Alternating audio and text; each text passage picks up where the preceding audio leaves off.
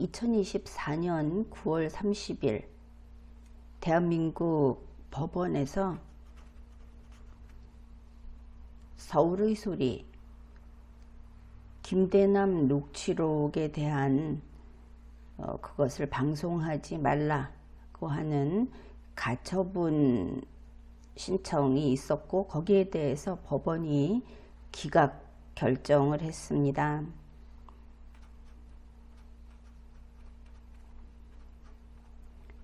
몇 가지 주의사항이 덧붙여져 있었다고는 하지만 어떻든 법원의 결정은 기각이었다. 이것은 조금은 희망이 보이는 그런 뉴스였습니다. 대한민국은 3권이 분립돼서 이 세 개의 정부가 서로 유착하지 않고 견제하고 균형을 이룸으로써 우리 국민 주권, 자유민주주의를 지키는 그런 국가 시스템입니다. 그런데 정부와 국회가 싸울 때는 싸우다가 밀착되어 있을 때는 그것이 국민에게 막대한 피해를 끼치고 국가를 후퇴하게 만들고 이렇게 되지요. 더구나 법원은 정부와 국회로부터 여러 가지 압박을 받고 있습니다. 지난 상당한 세월 동안 법원의 독자성이 과연 보장이 되는가, 이런 의문도 제기됐었습니다. 당연히 국회는 예산에 대해서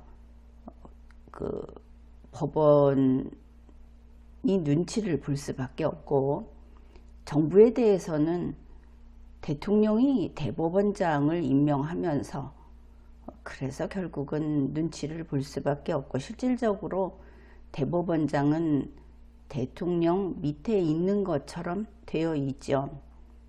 현재 우리나라가 위기입니다. 자유민주주의 그리고 헌법이 위기인데, 이런 상황에서 사법기구가 제대로 역할만 해주면, 그러면 또 이 자유민주주의는 잘 지켜질 수도 있습니다. 그런 면에서 법원이 정부나 국회, 소위 정치권이라고 하는데 눈치 보지 말고 그야말로 정의를 실행하라. 법원에게는 그러한 권능이 주어져 있지 않습니까? 그동안 검찰이 정의를 시행해라 이랬는데, 현재 검찰 중에는 사건을 주머니에 담아가지고 이것을 가지고 마치 은화꾸러미처럼 이렇게 흔들고 있는 모습을 때때로 봅니다. 그래서 걱정이 크죠. 어떻든 지금으로서는 검찰, 그리고 이제 수사권을 부여받은 반쪽짜리라 하더라도 경찰, 그리고 이 법원이 오직 대한민국 헌법과 국민만, 내 주인은 이들 뿐이다 하고 제대로 국가에 헌신하는, 이런 지금과 같을 때는 나라를 지키는 역할이라고 하겠습니다. 이런 것을 제대로 해주기를 당부하는 마음입니다. 아무튼 이 가처분 신청이 기각되면서 서울의 소리에서 김대남 녹취록, 이 녹취록을 방송을 했습니다. 그리고 나서 그 내용이 잠옷 충격적이기도 하고 또 개탄스럽기도 하고 이런 내용이었죠. 이 녹취록 방송이 있고 나서 국민의힘 대표, 당대표 한동훈 대표가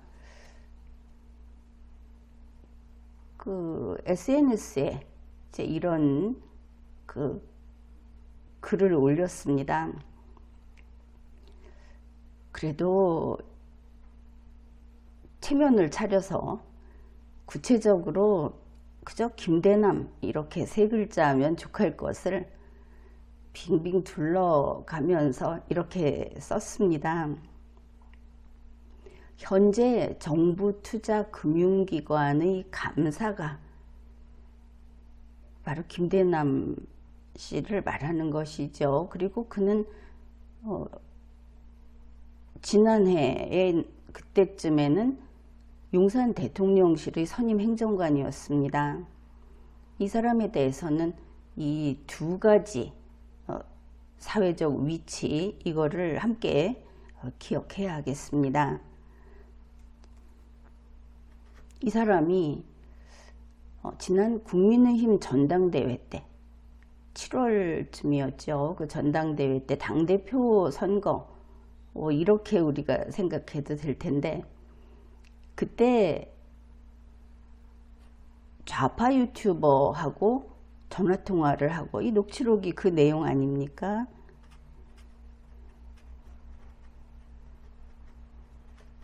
좌파 유튜버하고 직접 통화를 하면서 이제 거기서 나온 이야기가 이 좌파 유튜버에게 한동훈 후보를 공격해라.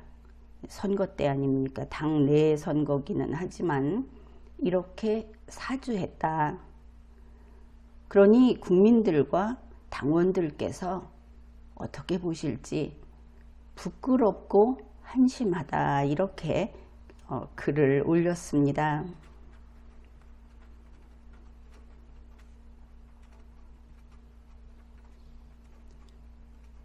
그러면 한동훈 대표는 김대남 씨 선임 행정관이라는 그 대단한 공무원이 그 대단한 사람이 어떻게 그럴 수 있느냐 부끄럽고 한심하다 이런 이야기를 했겠습니까?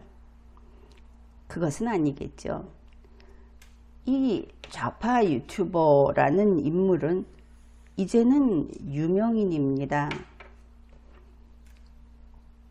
좌파임에도 불구하고 국민의힘에서는 누구나 이 사람하고 이 사람의 인터뷰에 응하는 것 같다. 이렇게 알려졌기 때문입니다. 바로 김건희 씨하고 장시간 통화를 해서 그 통화 녹취가 방송을 탄 그 장본인이기 때문입니다.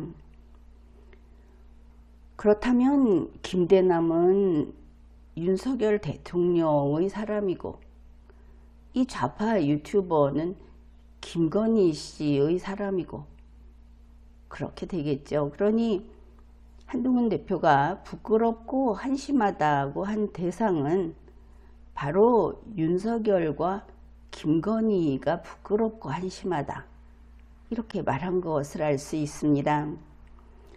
이 대단히 엄청난 일이죠. 전당대회에서 당대표하고 여러 그 당직자 선출을 하는 그런 때에 이런 지령을 내리고 이런 공작을 하고 그랬다는 것은 그거는 부끄럽고 한심한 것이 아니고 위법행위가 되겠습니다. 여기에 대해서 국민의힘 최고위원 김종혁 최고위원은 이런 이야기를 했습니다. 바로 이 김건희 씨와 대화를 공개한 전력이 있는 이 좌파 매체 기자, 이 사람하고 대통령실에 선임 행정관으로 있던 사람이 어떻든 중간에 스스로 선거에 나가기 위해서 사표를 쓰고 나오기는 했지만 이 사람이 무려 11개월 거의 1년이 다 되는 기간이죠.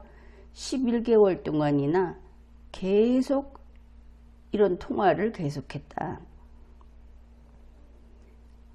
그러니 대통령실의 보안이나 기강은 이제 무너졌다고 봐야 하겠죠. 그래서 그러한 사실에 혀를 차게 만든다. 역시 이 최고위원도 한동훈 대표가 부끄럽고 한심하다고 했듯이 최고위원도 혀를 차게 만든다. 혀를 끌끌 찰 수밖에 없다. 좀 기가 막힌 현실이다. 이렇게 보입니다. 이 국민의힘 최고위원은 이번 이 사건, 이 범죄 혐의 여기에 대해서 아주 정확하게 지적을 합니다. 정치 부패와 공작 정치, 게다가 좌우를 뛰어넘는 정치와 언론이 유착을 한 이런 실상이 통화 내용에 적나라하게 담겨 있다. 정말 이 좌우를 뛰어넘는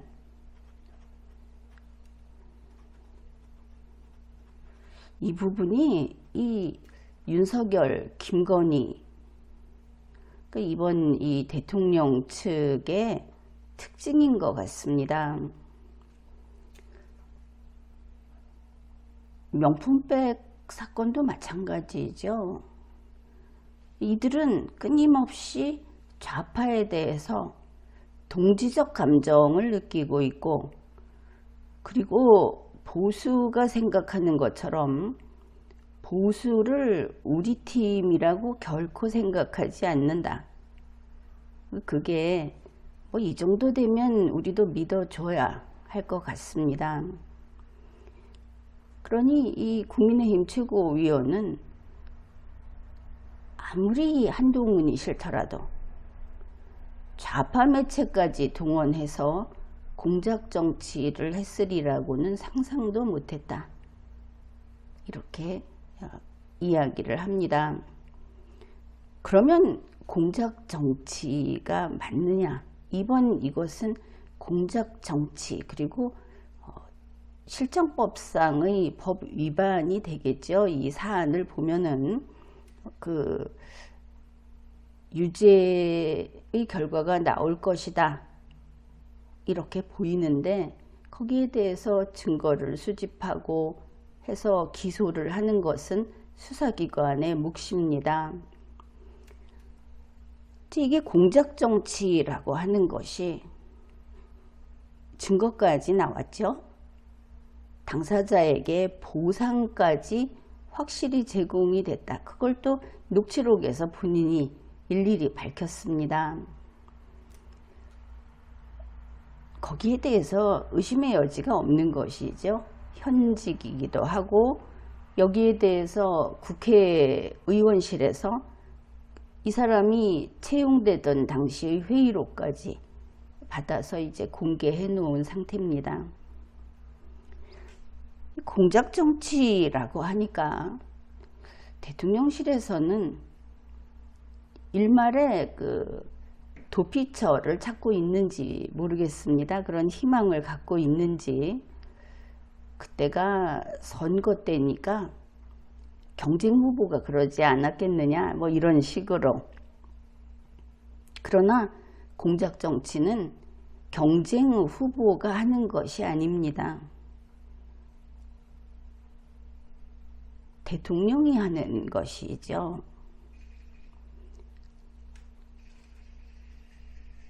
그래, 이 최고위원이 이미 언론에 공개됐으니까 경찰이나 검찰이 그냥 인지수사하는 것도 이제는 그 때가 무르익었다. 고소고발이 필요 없다 하는 겁니다. 그러니 수사를 해서 누가 이 배후이고 어떤 공작이 있었는지 밝혀져야 하겠다. 당연히 이것은 헌법에서 규정하고 있는 정당에 대한 정당의 민주성 그 보장도 위반을 한 것이고, 또 구체적으로 법률 단계에서도 여러 가지 위반이 드러난 셈입니다. 그런가 하면 또 다른 국민의힘 최고위원은 진종호 최고위원이 한 말인데 이렇습니다. 그때 전당대회 때 국민의힘이 내분이 아주 심하다, 서로 증오심이 이글거린다, 이렇게 이제 비판을 좀 받았죠. 그 이야기를 합니다. 전당대회를 분열의 늪으로 빠져들게 했던 실체, 그 실체가 밝혀지고 있다.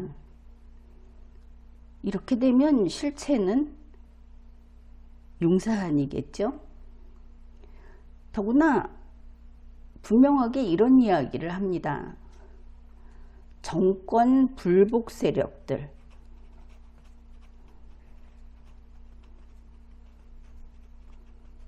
정권 불복 세력들과 손을 잡았다. 이렇게 손을 잡는 것은 재집권을 저해하는 파렴치한 행위다. 정권 불복 세력 이러면 좀 불분명했을 겁니다. 뭐 그 상대가 될 수 있는, 그 대상이 될 수 있는 자들이 많으니까. 그런데 재집권이라고 한다면 이제 다가올 대통령 선거라는 것이 분명하고, 거기에 대한 정권 불복 세력이라고 하면 우리가 떠올릴 수 있는 것은 바로 그것이죠. 소위 윤석열, 이재명 MOU라고 이런 키워드로 우리가 이해하고 있는 바로 그런 것. 자기들 앞에 있는 사자를 내세워서 차기 대통령 승인을 한다든가 대통령 이두제로 간다든가 별의별 이야기가 다 있었고, 실제로 더불어민주당 쪽 사람을 실제 현 정부에 쓰려고 했던 기도도 있었고, 좌우를 넘나듣는 것은 맞는 것 같습니다. 바로 그들과 이재명 측과 손을 잡고 재집권을 저해한다고 한다면은, 그러면 어떤 게 될 것인가? 지금 한간에서 돌아다니는 이야기와 마찬가지로 우리가 예상할 수 있는 것은 이런 겁니다. 현재 이재명 피고인이 벌금 100만 원 이상의 그 판결을 받더라도 윤석열 대통령이 사면 복권을 해주면 아무 문제 없이 대선 출마가 가능하다. 그뿐 아니라 차기는 당신이야. 이런 이야기도 있었다고 하고, 그러니 재집권을 저해한다 하는 것은 단지 음모론이라든지 이런 것과는 좀 거리가 멀게 보입니다. 결국 윤석열은 국민의힘에서 대통령이 나오는 것을 원하지 않는 것 같다. 이렇게 볼 수 있겠죠.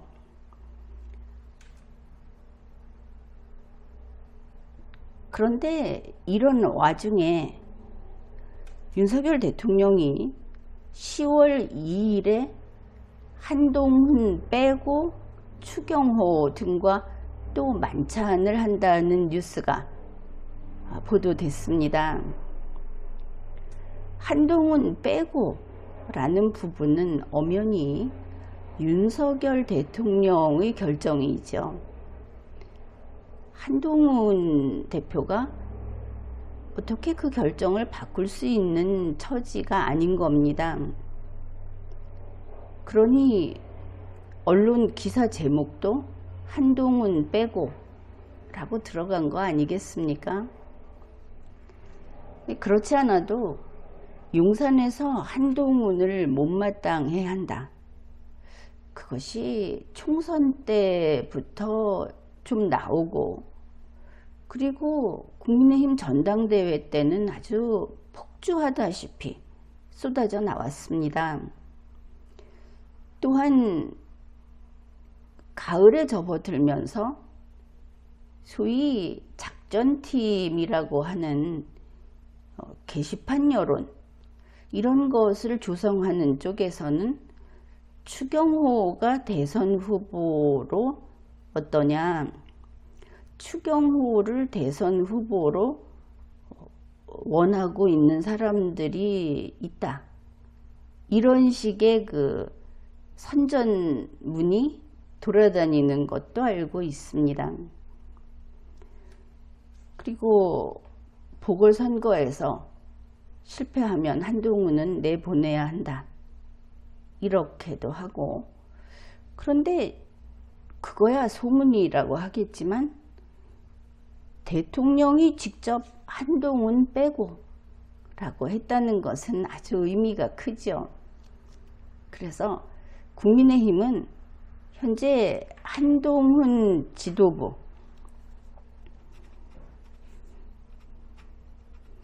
이것이 정당의 원래 위계질서죠. 대표가 한동훈 씨니까. 한동훈 지도부하고 원내대표, 추경호 원내대표,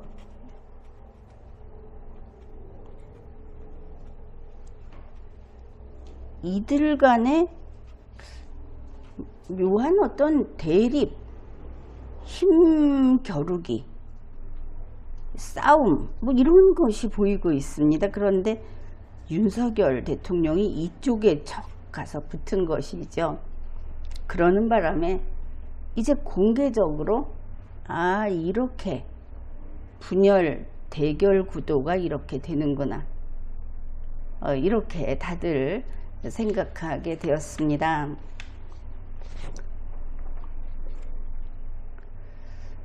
그런데 이제 10월 1일 KBS 1라디오 전격 시사, 여기 이제 고성국 진행자죠. 고성국 씨하고 여기에 이제 게스트로 신지호 국민의힘 전략기획부총장이라고 합니다. 이제 이 사람이 나갔는데 여기에서 심각한 이야기를 주고받았습니다. 지금 생각할 때 이 녹취록, 당 내에서 밀고 당기는 것, 소위 윤심, 윤석열 대통령의 그 의중이 어디에 있는지, 그런 것을 다 젖혀두고 그 중요한 논의 주제는 바로 윤석열 탄핵이었습니다. 생각하는 것과 다르게 우리나라 이 국민의 영역에서는 윤석열 탄핵이 무섭게 불타오르고 있다, 이런 것을 알 수 있는 그런 내용입니다. 신지호 씨가 무슨 별수가 있겠습니까? 그는 그저 이렇게 말을 했습니다. 소위 실정법 위반, 이 증거가 나오지 않았다, 아직은, 이런 이야기죠. 대통령이 직무와 관련해서 중대한 헌법 법률 위반을 했다는 것을 야권에서 이걸 제시하지 못하고 있다. 그런데 헌법과 법률 위반은 중대한 위반이 아니고 그냥 위반입니다. 신지호 씨가 잘못 알고 있는데, 헌법과 법률을 위반하면 그냥 탄핵 들어가는 겁니다. 어떻든 이것이 마지막 자기들이 지금 기대고 있는 그 마지막 버팀목이다. 그런데 실정법 위반은 없는 게 아니죠. 많습니다.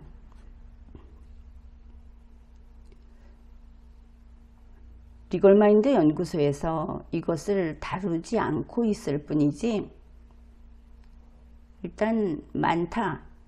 그렇게 이야기를 해두겠습니다.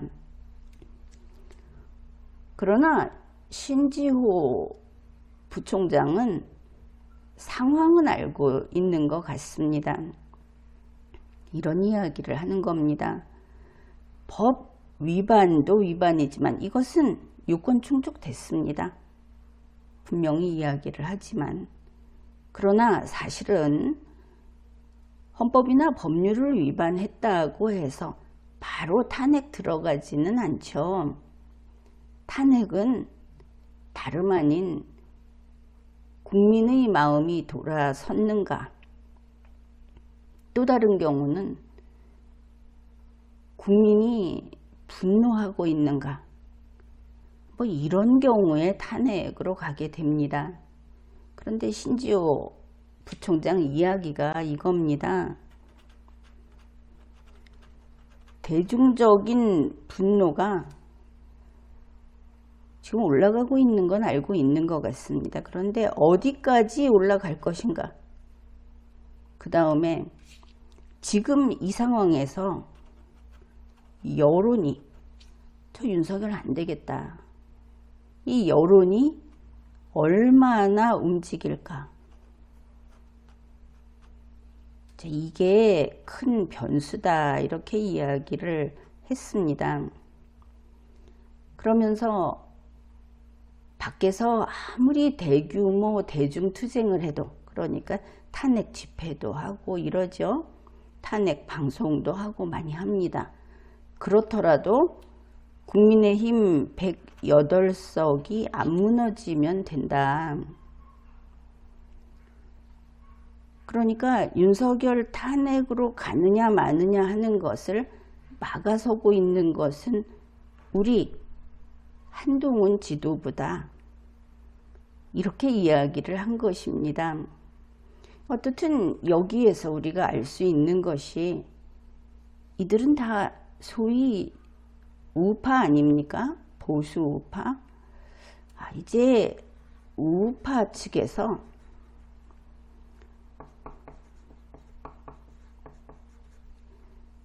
탄핵의 그 임계점을 넘어가고 있구나. 한계에 다다랐구나. 이것을 알 수 있습니다. 지금 여론이 어떤가?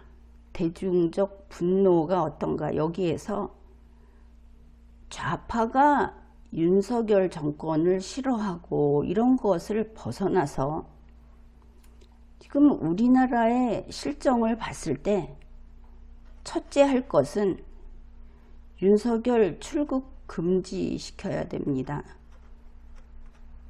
현실적인 문제입니다. 나갈 때마다 나라가 휘청하게 지금 얼마나 저질러 놨는지 모르죠. 또 하나는 윤석열의 그 예산 집행권, 정부의 예산을 필수적인 것을 빼놓고는 중지시켜야 됩니다. 예산 집행을. 이것이 미국에서도 종종 하고 있죠. 안 그러면 큰일 난다. 더불어민주당에서는 정치적인 유불리를 따지고 있을지 모르지만 국가를 생각할 때는 당장 어떤 개혁을 한다.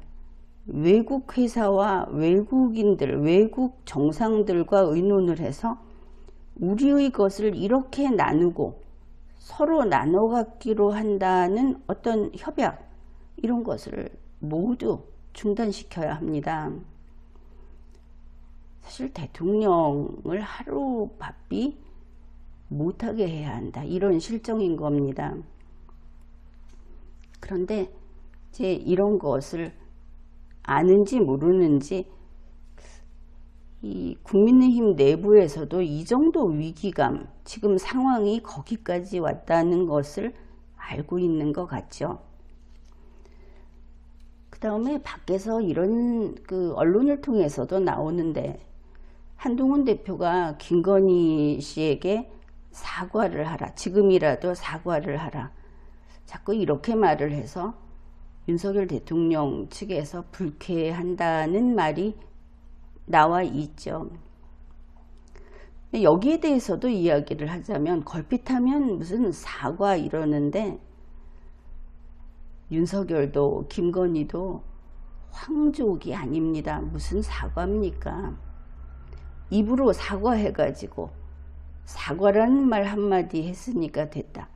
보건복지부 장관이 처음으로 사과 한번 했다. 아주 닭살 돋죠. 사과하면 크게 무슨 은혜를 베푼 것처럼 이야기하는데 어이가 없습니다. 어떻든 신지호 씨 말은 이겁니다. 대통령은 이미 사과를 했다. 그러니 이제 김건희 본인이 사과를 할 차례다. 그러면서 상황이 이렇게 위급하니까 입으로 어머 미안해요, 이 정도가 아니고 국민 여론을 조금이라도 진정시킬 수 있는 이런 말을 썼습니다. 분노 게이지, 분노의 게이지를 조금이라도 낮출 수 있는 이런 진정한 사과, 진정성 있는 이게 아닙니다. 진짜 진심으로 국민의 마음을 움직일 수 있는 그런 능력이 있는지 모르겠지만, 이런 사과를 하는 것은 지금의 이 상황을 조금 속도를 늦추는 데 도움이 될 수 있다. 이런 뜻으로 이야기를 했습니다. 그러니 이번에는 나와서 지난번에 뭐 한다고 했을 때 그 노래가 뜻밖의 유행을 했죠.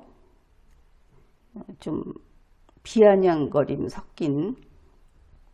그런데 이번에는 그렇게 입으로 사과해서 될 일은 아니고 김건희 씨 몸으로 사과를 해야 한다. 근래 외국의 언론이 한국의 김건희 씨에 대해서 아주 국민이 수치스럽게 느낄 만한 그런 보도들을 했고, 거기에 국가기관이 강압을 했다는 것까지 뉴스가 나오고 참 점입가경입니다. 그래 이번에는 제대로 몸으로 사과를 해야 한다. 그 몸으로 하는 사과가 뭐냐, 뭐 예를 들면 머리 밀고 비구니가 되든지 그 정도의 그 수위를 말하는 겁니다. 그런다고 해서 법을 위반한 공무원 윤석열이 용서받는 것은 아니겠지만, 당장 파국을 맞이하는 것은 어떻게 좀 노력이라도, 막으려는 노력이라도 해야 하지 않겠느냐 하는 뭐 그 정도 이야기가 되겠습니다. 지금 국민 이 민간에서는 윤석열 정부에 대한 분노, 정치권에 대한 분노도 마찬가지입니다. 이것이 끌어넘칠 지경이고, 그것이 이제 탄핵으로 돌출구를 탄핵으로 잡고 있는 것을 알 수 있습니다. 그런데 윤석열 대통령이 어떤 사람이냐, 축구 경기 하는데 계속 이런 이야기 하죠. 뭐 감독 이게 또다시 되더라도 반드시 자르겠다. 근래 그런 이야기 있지 않습니까? 그런데 이유가 있다 하더라도 전쟁에 나간 장수는 일단 싸우고 승리하도록 하고 그 다음에 책임을 묻고 이렇게 해야 하는데, 경기를 앞두고 감독을 자르겠다고 대통령이 그렇게 입을 놀리면 한국팀은 얼마나 황망하겠습니까? 그런 사람이다. 그러니 이제 이 탄핵의 위기 앞에서 갑자기 한동훈 버린다 소리가 나온 것이죠. 한동훈 버리고 추경호 손을 잡는 그런 윤석열이다. 이렇게 되고 만 겁니다. 그래, 이런 상황에서 한동훈 대표가 부끄럽고 한심하다 하고 그렇게 SNS에 글을 올린 것은 아마도 그 사람 나름대로의 소위 발악이었겠죠. 발악. 그 청소년이 부모에게 반항하듯이. 그러나 이렇게 땡깡 부려서 될 일은 아닙니다. 한동훈도 살고 국민의힘도 살고 보수도 사는 길, 그 길은 지금 한동훈이 결단을 내려야 하는 것이죠. 윤석열 대통령은 어떤 결정을 할 때 항상 그 제발등을 찍는다. 아니면 다음번 발걸음을 옮길 곳에 도끼를 던진다. 뭐 이런 표현이 있죠. 꼭 그런 사람이다. 본인도 참 답답하고 힘들 것 같습니다. 자, 이런 사람에게 우리 옛 시가 있죠.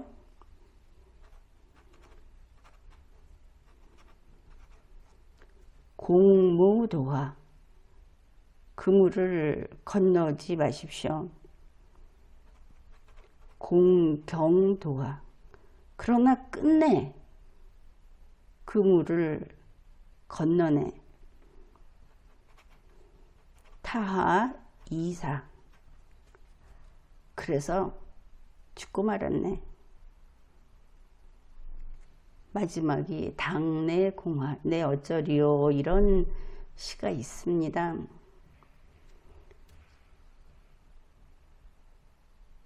윤석열 대통령은 이렇게 스스로 탄핵을 재촉하고 있다. 아무리 말려도 듣지 않고 본인이 잘하고 있다. 내가 옳고 너희 모두가 틀렸다. 이게 참 인성도 문제가 있는 것 같습니다. 어떻게 감히 그럴 수가 있는지. 이러한 스스로 탄핵을 재촉하고 안 그래도 지금 본물 터지듯이 그렇게 벌어질 탄핵, 그것을 더 앞당기고 있는 윤석열하고 한동훈 대표가 손을 끊어야, 그래야 살 길을 도모할 수 있을 것이다. 이렇게 판단합니다. 지금까지 리걸마인드 연구소였습니다.